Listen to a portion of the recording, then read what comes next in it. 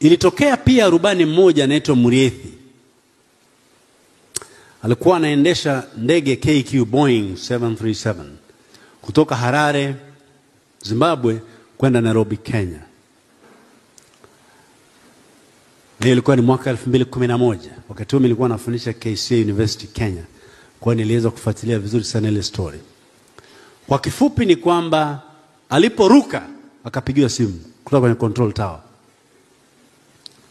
Kuna kitu kimedondoka. Captain Muriithi, ni nini? Akamwambia hatujui lakini ngoja tukakiokote. Walipokwenda kuokota akamwambia bana ni tairi ya ndege. Hapo mko hewani. Ndege ilikuwa na crew 6, abiria 96, jumla roho 102. Akauliza sasa jamani hiyo tairi ni la nyuma au la mbele? Ni la ndani au la nje? Maana ndege ina matairi mawili Sema ndugu yangu yote yamefanana. We can't tell which type of a landing gear is this. Fikiria kama wewe ndio Captain Muriithi. Hali imetokea hivyo. Strategically what do you do?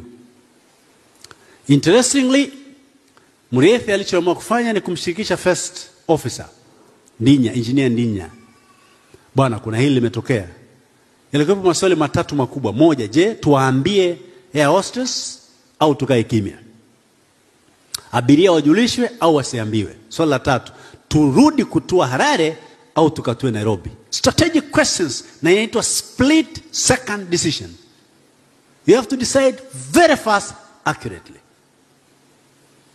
First officer akamwambia sasa bwana, hii lazima tuhakikishe kwamba pasa ni yule kiongozi wa airstress, lazima ajue. Wakamuita. Sasa sikiliza bwana, tairi moja hapa halipo. Hatujui kama ni la ndani au la nje, hatujui kama ni la mbele au la nyuma. So what do you do? Waite air hostess waambie, lakini abiria wasijue.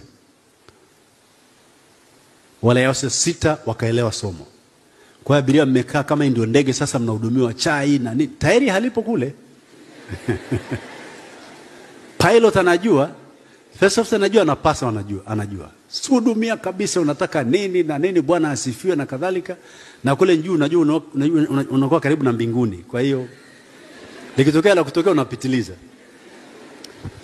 But what I like most about Captain Muriithi, alitulia. Kijana wa miaka 38 kama nakumbuka vizuri. Alitulia. Na akaweka plan nzuri sana.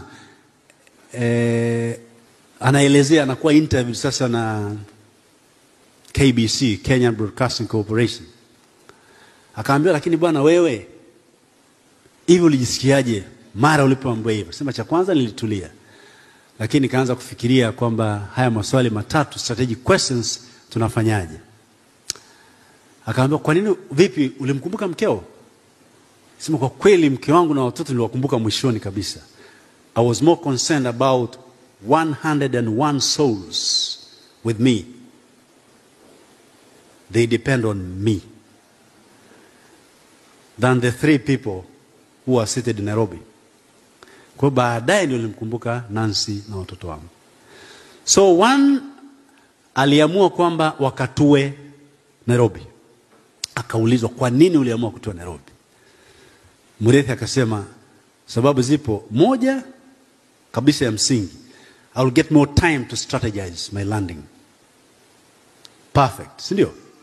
Number 2, I will burn more fuel so that the aircraft iwe nyepesi kidogo Nakuwa umeunguza mafuta mengi zaidi. The third one was very emotional and touching. Sema lakini nikasema ikitokea kwamba Mungu ameamua kwamba wote 102 tufe, tukafie kwenye udongo wa Kenya na sio ugenini. That was very touching. Very touching. Mpigieni makofi. Akasema we don't like to give President Kenyatta extra cost of transporting the dead bodies. I thought we better die on the soil of Kenya. What happened? Wakatengeneza a landing mission.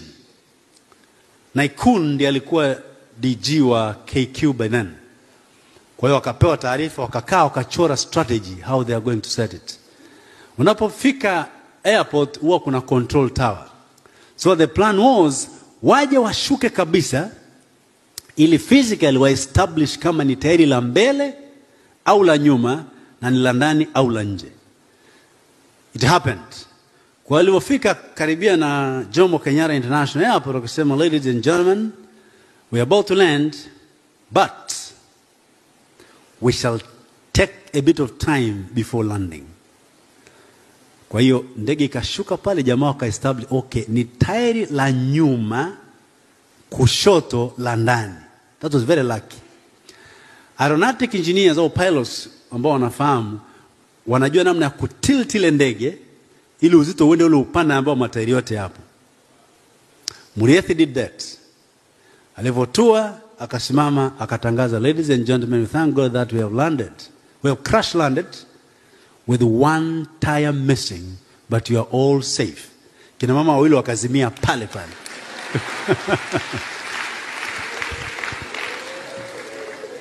Wakaenda kulazwa hospitalini. Lakini what do we learn? Ni kutulia. Unapopitia katika mazingira magumu, Mungu anaweza kuruhusu, lakini atakupa mlango wa kutokea. Na unapotulia kusubiri wakati wa Bwana, utafika. Na wakati wa Bwana si wakati wako. Yawezekana huna mtoto, sema Bwana mimi bora nijinyonge. Ukijinyonga unaenda jehanamu. Straight ndio ticket.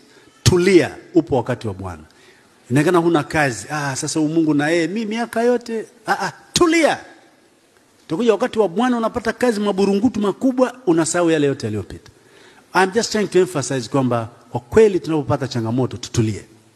Tulia kabisa. Hebu mpe Mungu nafasi, kwa sababu kwa wakati wa Bwana mambo yanaweza kuwa tofauti kabisa. Lakini pia teamwork is necessary ili tuweze kutumia vizuri. Tunaweza kutoka tu kwenye link bana, tuende kwenye slides. Tips for strategic leaders. One, you need a strong base of children in the community. Children. Mwanzo niliwaambia kanisa lolote likitaka kuendelea au taasisi yote ya kidini, hata wenzetu kule BAKWATA, investment kwenye madrasa is so high. Kubwa. Na juzi umeona mashindano mazito kabisa. Watu wanatoka nchi mbalimbali. Sisi tukisema tu tuchange kwa ajili ya idara yetu ya watoto, sasa naye mchungaji si nini. Ile ni muhimu sana, watoto. Mimi naomba hilo, na nashukuru sana askofu wetu anajali hilo sana. Toka tukiwa Membe Songwe, idara ya watoto pale ilikuwa very strong. You need a strong base of youth. Wale watoto ndio wanakuja kuwa vijana. So ukiwa na vijana strong, kanisa lipo kule mbele. Utakuwa na watu ambao watatetea imani, watatetea kanisa, watatetea nchi. Be angry strategically. Lazima uwe na emotional intelligence kubwa. Lazima ujue namna ya kukasirika kikristo. Lazima ujue namna ya kukasirika kwa nafasi yako kama baba, kama mama, kama kijana, kama kiongozi. Pale mimi ni mtendaji mkuu wa mahakama. Lazima hata kama nakasirika kama mtendaji mkuu wa mahakama. Si unakasirika kama dereva. Si unanielewa Hatukatazi kukasirika. Lakini kasirika kwa nafasi yako, na usahau kwamba lazima ukasirike kama Mpentekoste. Tusije tukakushangaa. Na in fact, unapokuwa na hasira ndipo tunapojua hekima yako imekaa kiasi gani. Talk, smile, think, eat and sleep strategically. Paka kulala, lala kimkakati. Tembea kimkakati. Ongea kimkakati. Hata kuota, unaota kimkakati. Sindio? Na kulala kimkakati ni kujua kwamba kesho unavaa nguo gani. Kesho unafanya nini. Sio unalala hujapasi nguo, umeme umekatika usiku, unaamka asubuhi unashindwa kwenda ibadani. Alafu unamsingizia shetani. No. Vitu vingine shetani ya usiku, ni usisi tunashindwa kujipanga. Na hata kuongea, lazima uchague na kuchuja maneno. Always engage your brain before you engage your mouth. Extremely important. Watu wengi wamepoteza nafasi zao au heshima zao kwa kauli tu au kukasirika vibaya. Yupo mzee mmoja rafiki yangu sana, bahati mbaya ni marehemu. Yeye alikasirishwa na kijana wa bodaboda, kachoma bastola, kagusa hivi, kampiga, akafia pale pale. Hasira tu. Si mnaweza wengine si mnakumbuka hiyo Kwa lazima ujue namna ya kukasirika na nani anayekukasirisha. Kuna bwana mmoja wa sio bodaboda samani, daladala. Hapa Azikia Street alikuwa anakata kona hivi, akaja jamaa na Land Cruiser yake akataka kuingia, bodaboda akachomekea. Yule jamaa akamwambia, "Wewe kijana, huna akili kabisa." Yule dereva akamwambia, "Mzee, umesema ukweli. Hivi unategemea kweli uwe na akili alafu uendeshe daladala?" Yule mzee alikosa majibu. Ukishakuwa alivyosema yeye yule analysis yake. Yaani unahitajika usiwe na akili ndio ukubali hii kazi mzee. Hii kazi ni ngumu sana. Kwa hiyo sisi huwa hatuna akili. Yaani ulichosema ndio sahihi. Sasa mtu kama wewe unamfanyaje? Anakukasirisha, unashindwa kulala.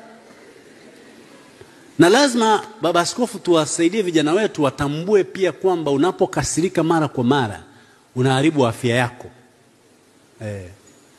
Mimi ni Masai na sisi ndio tuna asili kuliko watu wote Tanzania.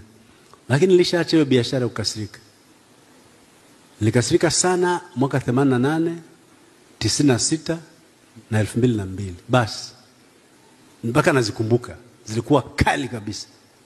Ila nilibaki katika msimamo wa ulokole. But my point is, ni lazima kujua kwamba unapokasirika unaharibu mapigo ya moyo. Okay?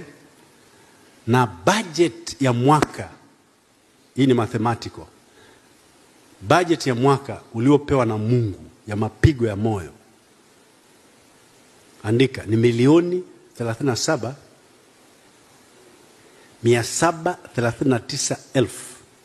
37,739,520. Narudia, milioni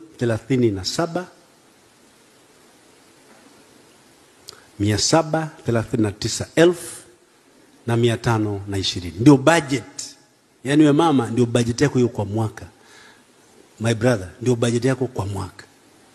Ukiwa mtu wa kukasirika, unajikuta huko Novemba 2024 umeanza kula bajeti ya 2025. Mara na pressure, nini, mapigo, ni wewe mwenyewe unajitakia. Kwa lazima mjifunze pia kukasirika kimkakati na kuongea kimkakati na kufanya kila kitu kimkakati.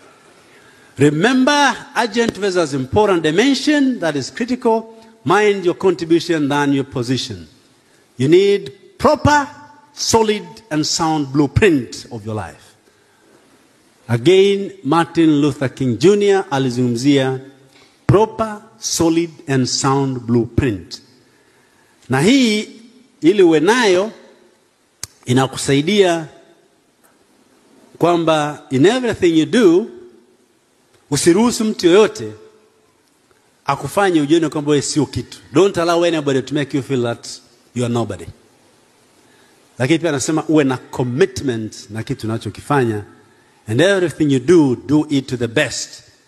Lakini akasema you have to keep moving. If you cannot fly, run. If you cannot run, walk. And if you cannot walk, crawl. Crawl ni kutambaa. But by all means, keep moving. Vijana wetu tunatamani always be in motion. Kwa namna yoyote hakikisha kuna kitu nakifanya, mambo yanatokea. Conclusion. Baba askofu na viongozi wengine, kwa kumalizia, ningependa tu kusema kwamba watu wenye fikra kubwa wanahitajika katika uongozi. Kwa mantiki lazima tujenge mazingira ya kuwafanya viongozi wetu wote wawe na fikra kubwa. Great mind dimension is needed for strategic leadership. Hakuna mbadala. Lakini pia kumbuka kwamba mawasiliano ya kiuongozi and span of control ni ya muhimu sana ili ujue namna ya kuongea kama kiongozi. Managerial communication. Watu wengi wanakwazika na kukwama kwa sababu ya managerial communication. Makanisani tunahitaji sana managerial communication. Waumini wetu wanahitajika kusemeshwa via managerial communication. Mimi nasali pale TAG area D Dodoma. Mchungaji wangu ni Dr. Salum Vangas. Naye huwa anajitahidi sana kufuata chemistry ya baba askofu. Ni strategist na tunakwenda vizuri. Kwa hiyo natamani na vijana wetu waelewe hilo kwamba managerial communication is necessary. Last but not